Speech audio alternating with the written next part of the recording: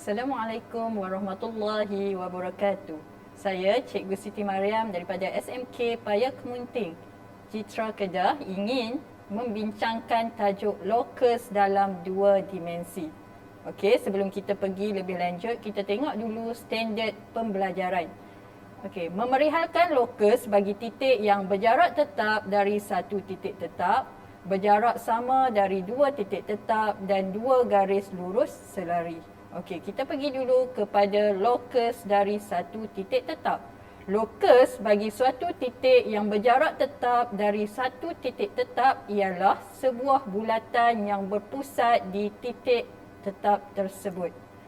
Okey, kita boleh lihat titik-titik yang ditanda pada jarak yang sama dari titik tetap membentuk satu bulatan. Maksudnya lokus pada satu titik tetap ia akan membentuk satu bulatan. Sebagai contoh, lokus semua titik P yang berjarak 3 unit dari titik tetap A ditunjukkan seperti di bawah. So, titik tetap A dan kita ada P. 3 unit dari A, maka membentuk satu bulatan yang jejarinya sama 3 unit. Ini adalah contoh aplikasi dalam kehidupan seharian. Satunya kita boleh tengok contoh jam yang sering kita gunakan dan yang kedua adalah kincir angin. Okey, seterusnya lokus bagi titik yang berjarak sama dari dua titik tetap.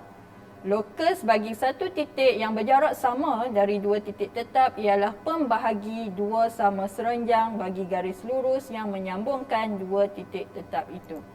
Kita boleh tengok contoh. Bina lokus bagi titik P yang berjarak sama dari dua titik tetap M dan N. So, di sini kita ada dua titik tetap iaitu M dan N.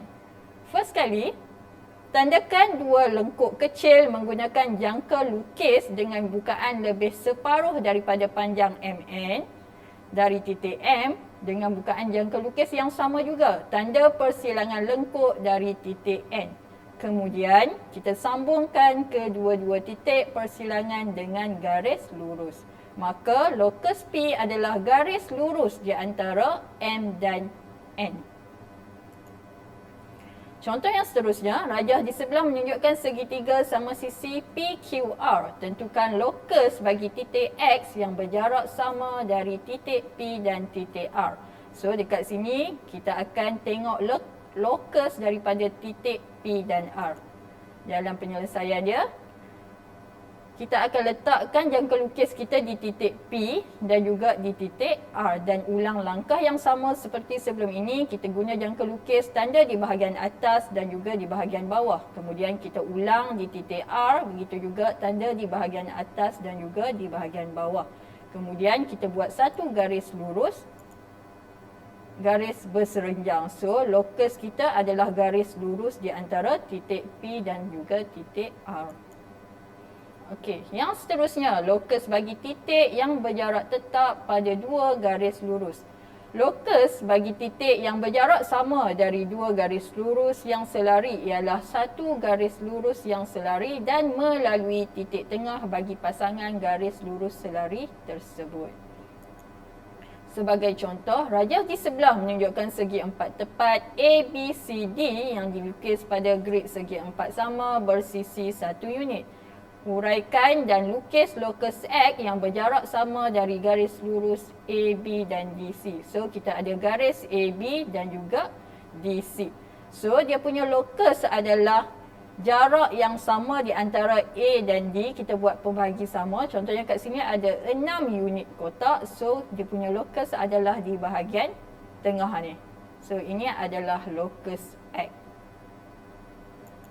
Okey, yang terakhir, menentukan lokus bagi titik yang berjarak sama dari dua garis lurus yang selari.